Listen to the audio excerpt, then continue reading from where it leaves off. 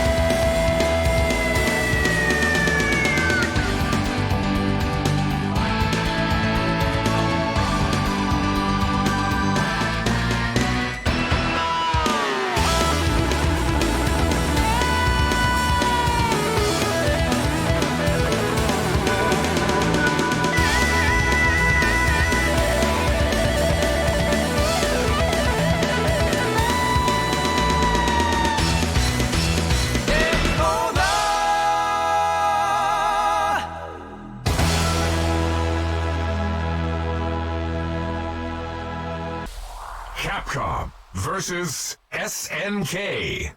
Millennium Fight 2000.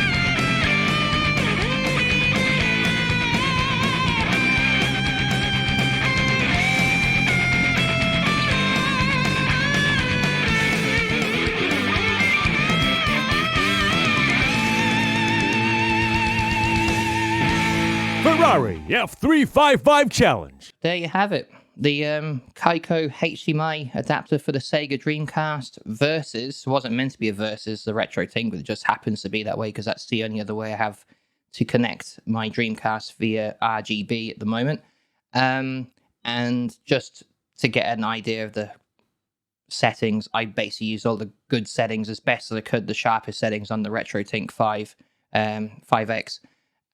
So that way, you know, I didn't try to make one look worse than the other on purpose. The RetroTink 5X, by the way, is very, very good. It's just very expensive if all you're looking for is something to work with a Dreamcast and you're not like me with multiple consoles. That's where the RetroTink comes into its own over this. But if you're just looking for a Dreamcast upscaler, this right here, just get this.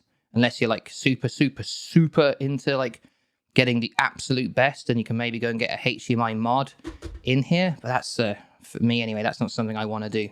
I just want it simple, straightforward. And this takes a VGA out, by the way. Takes the VGA out, which basically is the best native output that the Dreamcast is able to do. And like I said, this will work on the Japanese, the American, and the European Sega Dreamcast. So it's a thumbs up. There it is. Thumbs up from me anyway. And link in the description below. If you enjoyed this video, then do all the usual stuff they tell you to do. Subscribe, like, share, and I suppose hug and embrace the screen. And check out my Twitch channel and other things I do online. Hopefully this video's been useful, and hopefully I'll start doing more. I don't know. This is my first one. Second one, I'm not really keeping count. If you enjoyed it, let me know. Anyway, that's my recommendation. Enjoy the rest of your day. Goodbye. How is that, baby? You weren't listening.